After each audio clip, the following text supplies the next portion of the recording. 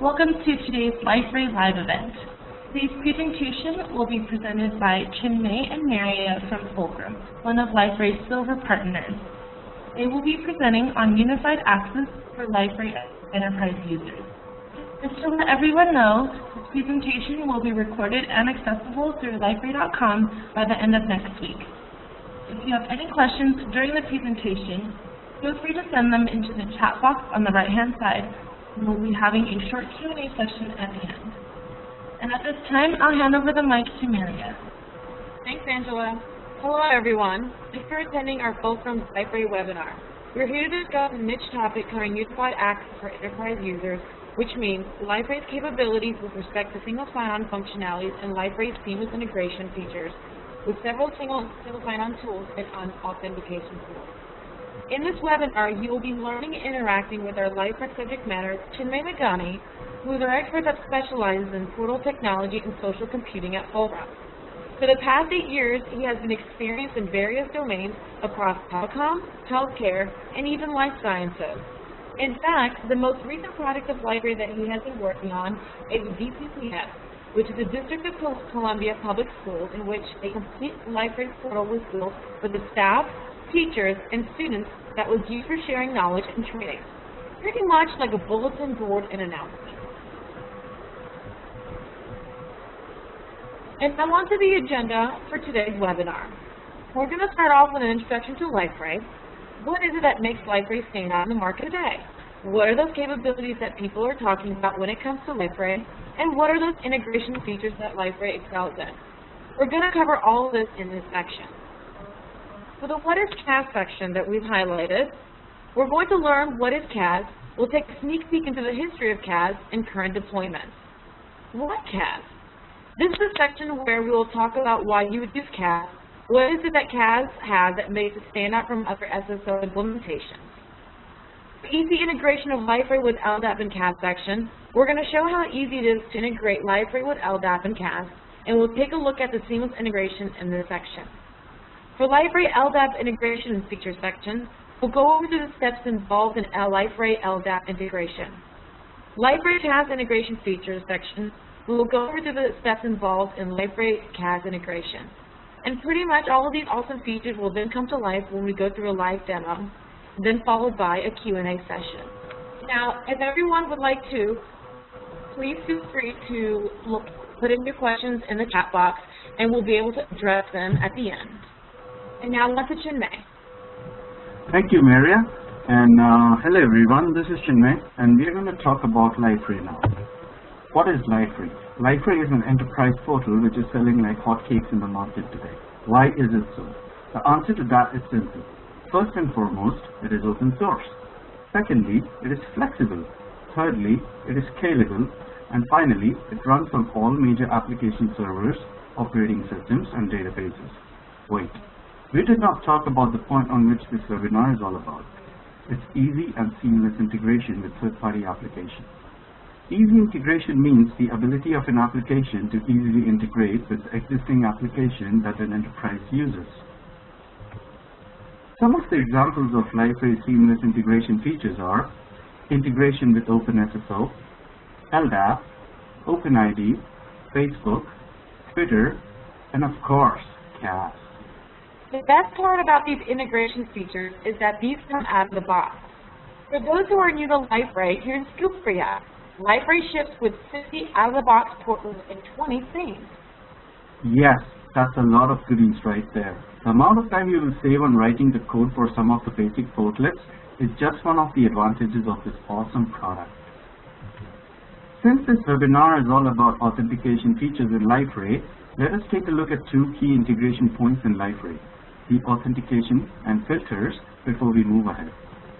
Liferay provides basic authentication using database, LDAP, CAS, and OpenID. If you want to enable custom authentication, for example, like integrating with your legacy authentication system, then a flexible set of hooks can be used.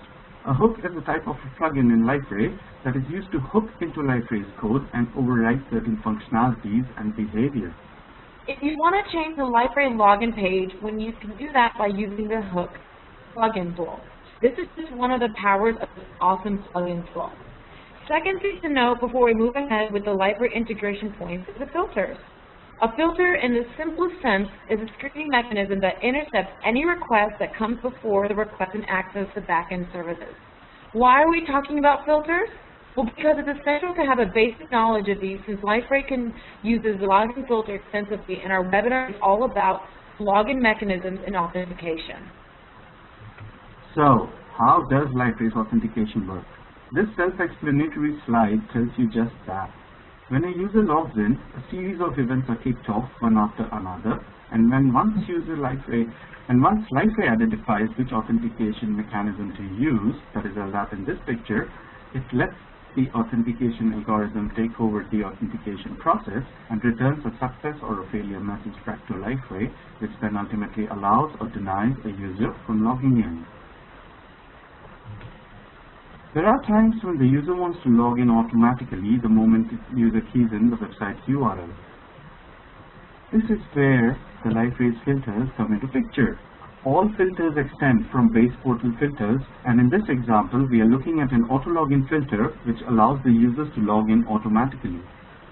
This filter goes hand in hand with the authenticator, which we spoke about in the previous slides. Having taken care of the basics needed to move on, let us talk about CAS. CAS stands for Central Authentication Service, which is a single sign-on protocol for web.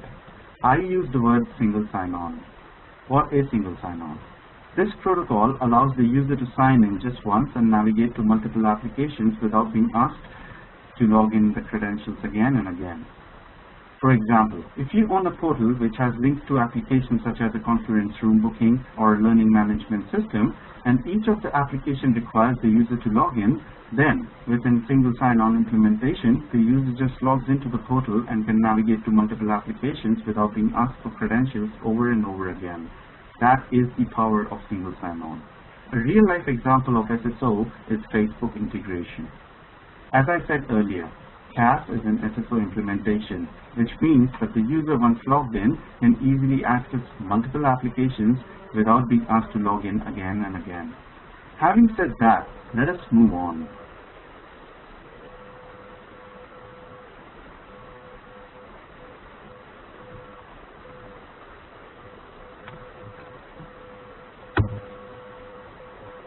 CAS was originally developed at the Yale University. The latest version of CAS available in the market today is 3.5.0. CAS is currently being widely used by a plethora of universities nationwide, including Yale, California State University, Virginia Tech, Texas A&M, etc. CAS is available free of cost and is distributed via the JSIG community. Most of us in this room would now be eager to know how does this amazing tool called CAS work. Let us get to it now. In this slide, you see a process flow diagram on the left that tells you how CAS works. When the user clicks on the sign-in button on the Liferay portal, the user gets redirected to the CAS sign-in page. The user then keys in the credentials, and CAS then verifies the user against LDAP. Upon successful authentication, CAS generates a service ticket and appends it to the URL that redirects the user to the Liferay portal. The Liferay portal then validates the service ticket and allows the user to log in. Right. So before we move ahead with the technical implementation of CAS and its integration with Liferay, let me talk a little more of why would we need CAS. I know many of you might be having this question right now. Why would you use CAS? Well, as the gospel goes, it is open source. Easy integration and support for an extensive set of libraries is something that makes CAS a widely used product today in the market. No product can thrive in this competitive era without proper support and documentation. CAS has both of these, an excellent support and an exhaust documentation. One of the most important concerns for any enterprise today is security. CAS stands out as the champion when it comes to reducing the proliferation of user logins. Last but not the least, user convenience. Now that we know about the benefits of using CAS, let us see how to implement CAS and integrate it with Liferay. The first step is to download CAS Web Archive, which is a WAR file from JSIG's website. Once downloaded, you have two options at your disposal. The first option is to deploy CAS on a standalone server, which is the recommended way. The second option is to deploy CAS on the same application server as Liferay. Once CAS has been deployed, the next step would be to generate a trusted certificate. Why would you do that? Because CAS works on the concept of trusted certificates over secure channels, that is HTTPS. CAS uses LDAP extensively and can integrate with LDAP easily with just a few minor configurations. We will talk about all of this in the upcoming slides. In this slide, we reiterate over CAS download link and setting up CAS on a standalone server. You may remember from the previous slides that I mentioned something about certificates and trusted stores. Let us take a look at how to generate the certificate using Key Tool. Before getting into the technical details of how to use the Key Tool, let us take a glance through some of the basic definitions. Key Tool is a Java-based key and certification management utility. A certificate is a digitally signed statement from one entity, and this entity could be a person or a company, and it just states that the public key of an entity has a particular value. A trusted key store stores the certificate. An example of a trusted key store is CASers. Let us get a little more technical now. These next few bullet points on this slide that you see right now are all about how to generate a certificate using the Key Tool. In order to generate a certificate, you've got to use the following command. The command that you're seeing on the screen right now has a few options. You may be wondering what these options are. Well, let me explain that. The gen key option is used to generate an encryption key. This key will then be exported in the next step. The alias option lets you specify an alias for the key. It has to be the server name on which CAS is hosted. The key pass option lets you key in a password of your choice. Lastly, the key alg option lets you specify the algorithm type, which could be RSA or JSK or anything that you want. The next step is to export the key that we generated above to a certificate. In order to export the key, use the command that you see on the screen right now. The export option speaks for itself. It tells the Key Tool that you're exporting the key to a certificate. The alias option is the alias name that is specified when generating the key. The key pass option lets you specify the password that you use while generating the key. The file option is the name of the file to which you want to export the certificate. You're free to follow any naming convention you wish to. I just use certificate.cert. Next step is to import the key into a trusted store. In order to import the key, you will have to use this command right here. The import option lets the Key Tool know that you are importing a certificate. Alias and passwords are the same as above. The file name should be the name of the certificate, and the key store option should be followed by the trusted store name, which is CASers in this case. The CASers file is generally located in the security folder of your JRE's lib. Last step is to verify if the certificate got successfully added to the key store. This is done by the Key Tool list option. If everything went on fine, the following command will print out the contents of the certificate that was added to the trusted store. Having taken care of this configuration stuff, let us go ahead and start the CAS server and access it via an HTTPS port. On this slide, you see how we access the CAS login page over a secure HTTP connection via port 8443. You got to key in the credentials, that is the username and the password. These credentials are then looked up in LDAP, and if LDAP authentication is successful, then the user is allowed to log in, and the user is then taken to the next page, which we'll see on the next slide.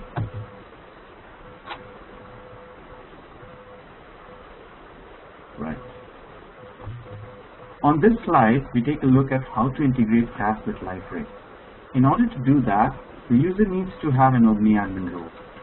What is an OmniAdmin role? An OmniAdmin role is something that you can relate to an administrator on a Windows PC. Once the user logs in using the OmniAdmin role, navigate to Liferay's control panel, click on Portal Settings, and on the left, you'll be presented with a list of options on the right. On the right navigation page, click on Authentication and select CAS. Check the option Enable and Import from LDAP.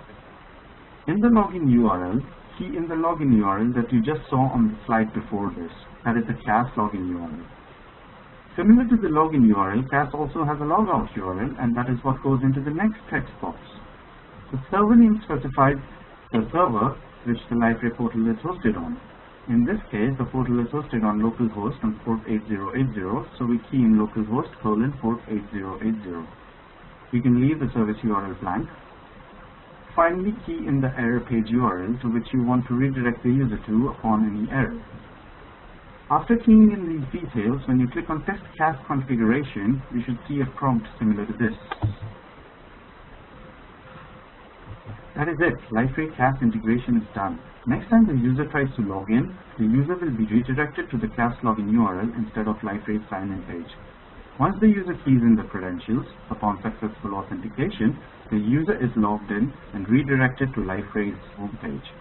The next two slides demonstrate just that.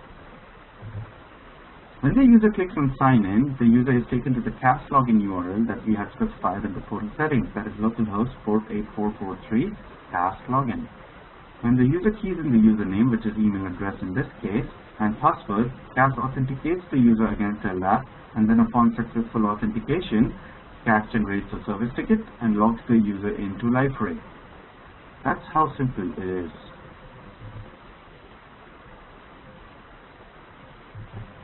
Now that we have learned about CAS integration, let us take a look at Liferay LDAP integration as well. LDAP integration in Liferay can be enabled by following these steps. The OmniAdmin logs in, navigates to the Liferay control panel, clicks on the portal settings, and then on authentication on the right and selects LDAP tab. The first thing that you've got to do is add an LDAP server.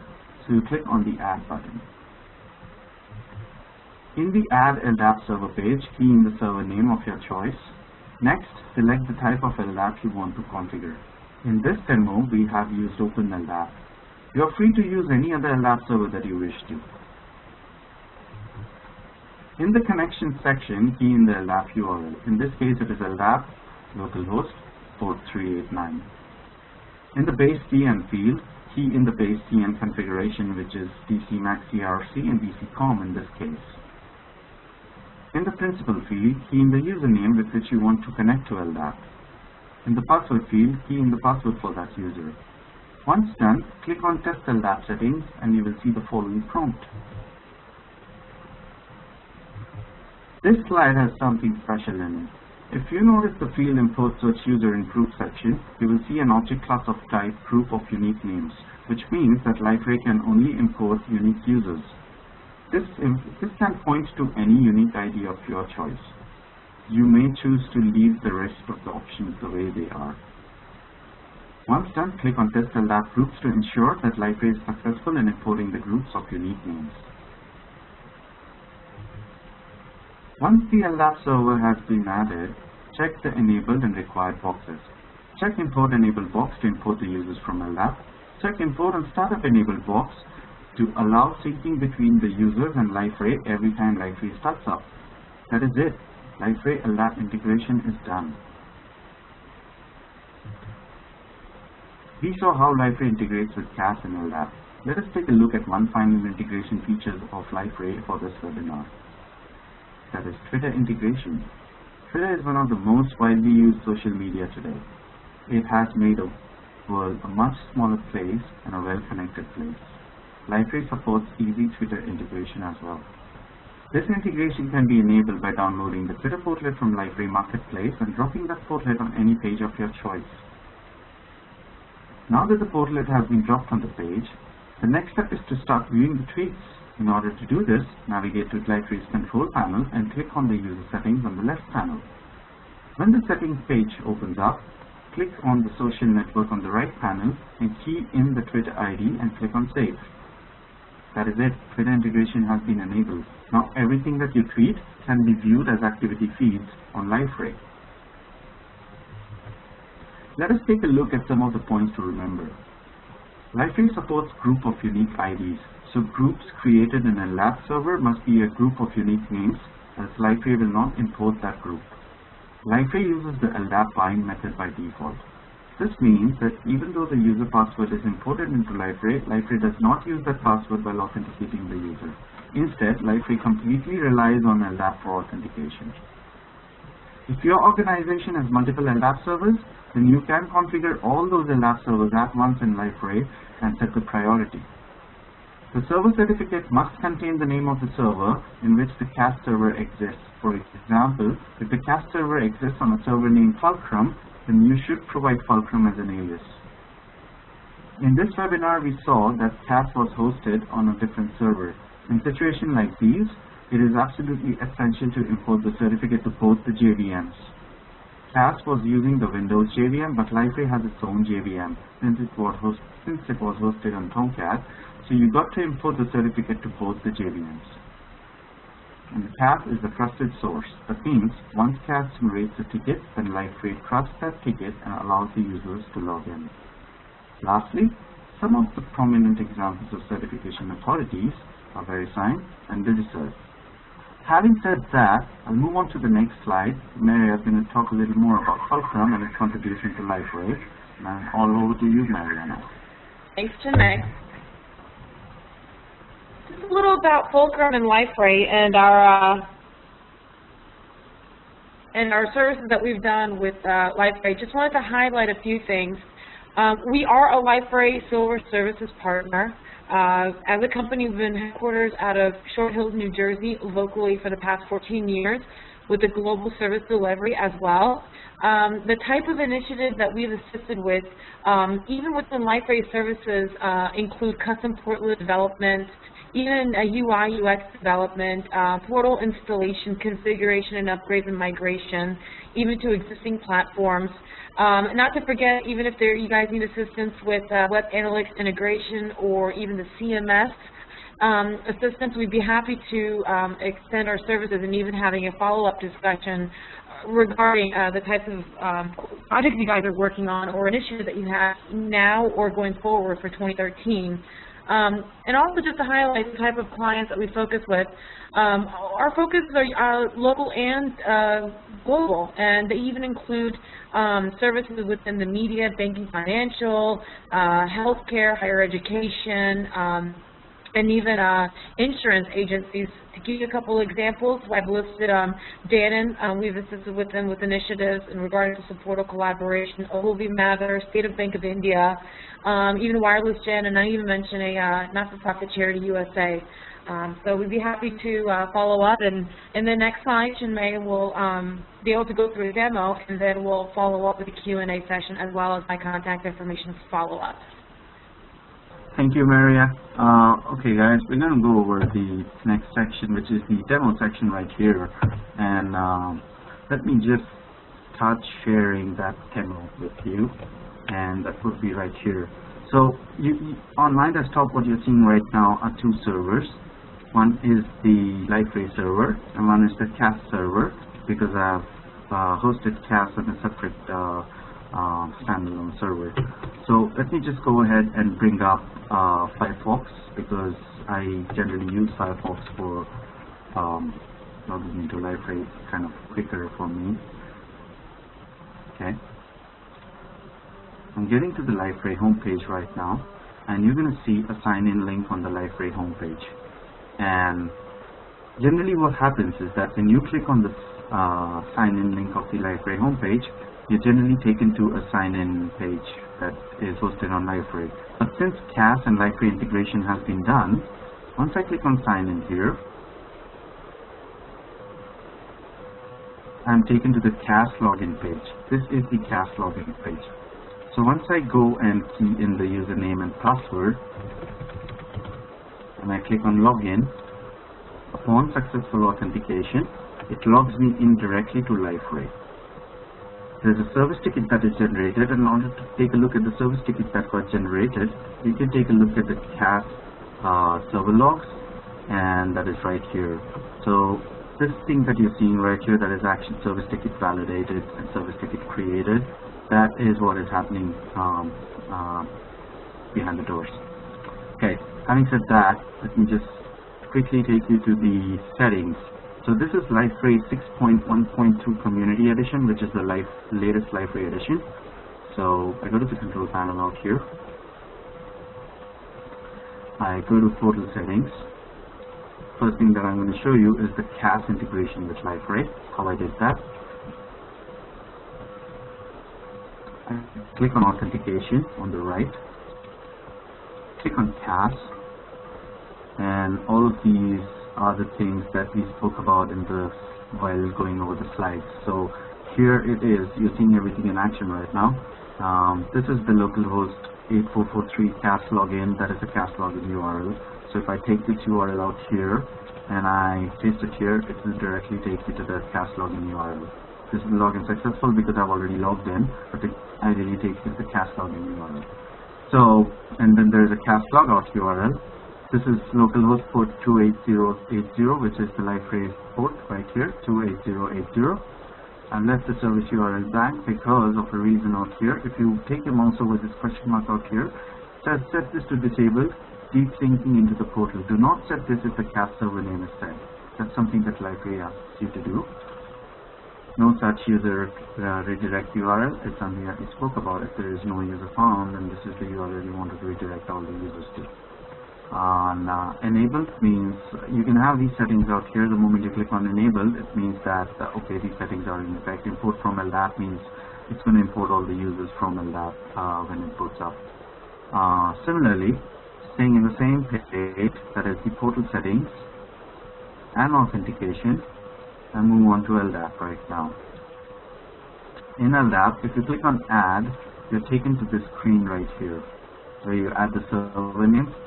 There are a couple of LDAP options that you have out here that you can integrate that with. The connection-based provider URL, based TN and stuff like that. So I'll just quickly go over that, how I've configured that out here. And if you go to the LDAP page out here, click on this little edit icon, you'll see all the settings that we saw in the slides. So this is the server name. I can give any server name that I like. This is the base provider URL. This is the LDAP URL. This is the base TN. This is the principal. That is the username with which you want to log in, and these are the credentials. So once I click on test LDAP connection, since the LDAP server is up, Liferay has been successfully connected to the LDAP server. I'm using an open LDAP by the way. Users mail. You can also have common names. There's a field called CN in LDAP. You can use CN as well out here. Feel free to use whatever you want. Right now, I'm just keeping it simple so that users can log in using the email address. Rest of the options are the way they are. I never touched anything. And once I click on test LDAP users out here, it will import all the users that are out there in my LDAP right now. Groups, I have not created any group of unique names for this for the sake of simplicity right now, but this is what you got to have out here. And this is the default setting that you get when you go to portal settings for LDAP. And export allows you to do a two-way handshake with Liferay and LDAP. So anything that you change in Liferay, let's say you go ahead and change the user credentials, that is the password, it gets updated in the LDAP server if you enable this export option properly out here. That's about it. If you click on save, you're taken to this page right here where we were, and this is where you click on enabled, required, import enabled, import and startup enabled. I don't want export, so I've disabled it, and use a LDAP password policy. Like this tells you whether your password should be 8 characters, it should be a combination of alphanumeric characters and all that. And this is how easy it gets. This is as easy as it can get when it comes to Liferay, CAS, and LDAP integration. When you go back to Liferay, you can start working. And let's say if I have multiple applications out here, which I don't have right now, but if I have a learning management system or a conference room booking system, which many enterprise users would be having today, if you click on that, instead of asking for login prompt again and again, it will just directly take the users to those applications, provided we have CAS integration enabled. So yes, that's about it from me for the demo, and I'm going to hand it over to you, Maria, with the slide for the questions. Quickly going to go back to the question slide out here. Thanks, Chinmay. So just wanted to post my information on a slide, but along that, we want to give this opportunity for you guys to ask any questions in the chat box, and we'll definitely have Chinmay answer them at this time. You can just mail Maria with your questions if you feel like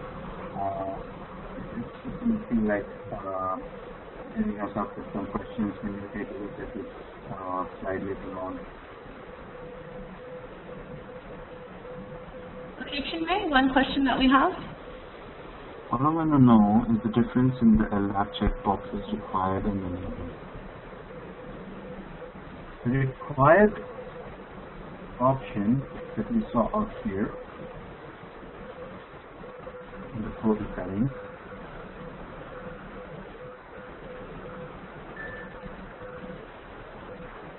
tells you that Liferay requires LDAP authentication. It has to rely on LDAP authentication for LDAP for authentication mechanism.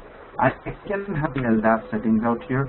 Remember in my slide I spoke about having multiple LDAP servers and setting the priority. I can set all of that up and have it ready. So if I don't check the enabled option, what happens is that LDAP integration is not enabled in that case. And what happens is that when I click on required, when I click on enabled, that means the settings that I saved here, they get enabled. When I click on required, Liferay uses LDAP for authentication mechanism.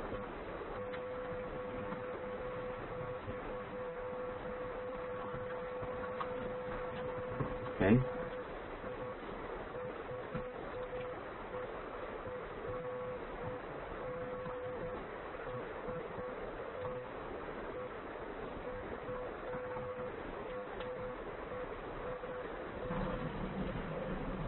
Another question, Chinmay. How do you assign particular portlets to appear using LDAP groups or attributes?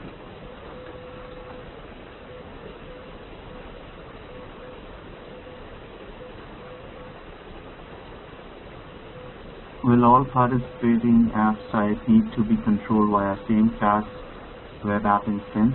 Yes, that is correct. All participating apps or sites need to be controlled by the same class web app instance because it is only one server where you have tabs here, and whichever application kind of is accessed from within Liferay will have the same validating ticket appended to it.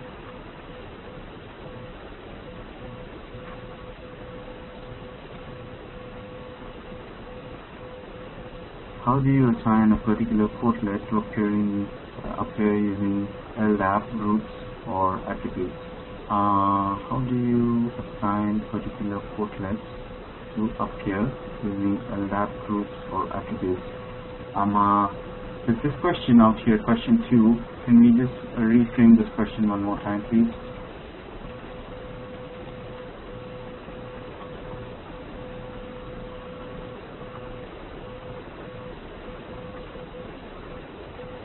All participating app sites need to be controlled via class. Yes. How do you assign particular portlets to appear using LDAP groups or attributes? Permission system in Liferay, LDAP group is a Liferay group basically. So based on what I'm understanding out of this question is basically something like permission system in Liferay LDAP group and is a Liferay group. So you can use that Liferay group and assign permissions to that. If I understood this question correctly, that's how you can do it. Is CAS compatible with WebLogic server? Yes, CAS is compatible with WebLogic server.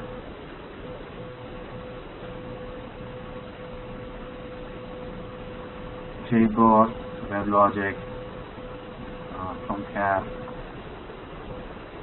most of the big application servers that you have in the market today. And in fact, CAS is the only server which is kind of compatible with all the application servers.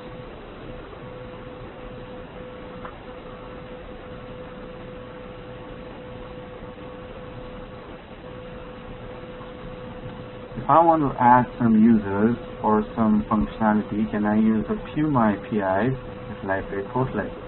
Yes, you can. Have I answered all the questions till now? Or missed anyone? What was the difference between LDAP checkboxes?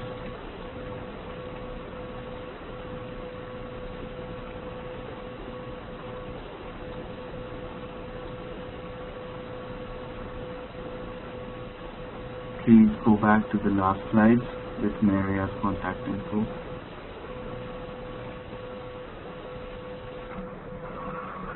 Okay, thank you Chinmay and Maria for presenting. If anybody has any questions after this presentation, feel free to reach out directly. Another reminder that this session has been recorded and the slides will be uploaded by the end of next week, and you will all receive an email notification with that. Again, thank you all for joining us, and check back to liferay.com for future Liferay events. Thank you. Thanks, everyone. Thank you everyone for joining, and please send your questions out to Maria, and we would be more than happy to answer those. Thank you.